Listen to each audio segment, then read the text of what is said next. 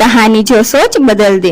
एक राजा ने अपने सैनिकों को सड़क के बीच में एक बड़ी चट्टान रखने के लिए कहा। चट्टान को बीच सड़क में रखवाकर राजा ने अपने सैनिकों से छुपकर उस चट्टान पर नजर रखने के लिए कहा कि देखना उस चट्टान को रास्ते से कौन हटाता है। लोग उस जगह पर आते रहे और जाते रहे, लेकिन किसी ने भी उस चट्टान को रास्ते से हटाने की कोशिश नहीं की। उस चट्टान के पास से लोगों के गुजरने वालों में राजा के कुछ करीबी लोग और शहर के बड़े व्यापारी भी शामिल थे, और उनमें से कुछ लोग तो राजा को ही कोसने लगते कि क्या राजा इस चट्टान को भी रास्ते से नहीं हटवा सकते। लेकिन किसी ने भी उस चट्टान को रास्ते से हटाने का प्रयास नहीं किया। ऐसा काफी दिनों तक चलता रहा। एक दिन एक किसान अपनी सब्जियों के साथ उधर से गुजर रहा था।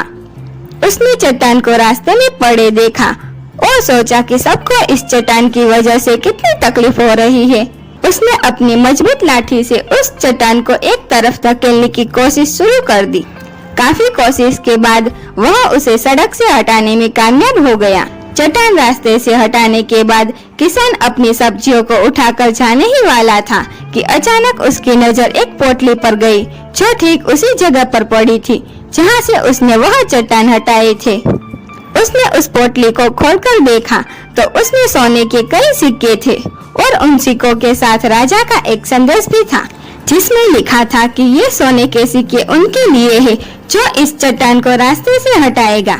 दोस्तों, बिल्कुल ठीक इसी तरह हम सबके लाइफ में भी कई परेशानियां आती है। कुछ लोग उन परेशानियों से बचकर निकल जाते हैं और कुछ रास्ता बदल देते हैं, और चंद लोग ठान लेते हैं उन परेशानियों का हल निकाल लेने की, और ऐसे ही लोग मुश्किलों में संभावनाएं और संभावनाओं में छिपे अवसर खोज लेते हैं। मजबूत इरादे और नेक दिल के साथ किए गए कोशिशों के परिणाम हमेशा ही अच्छे आते हैं।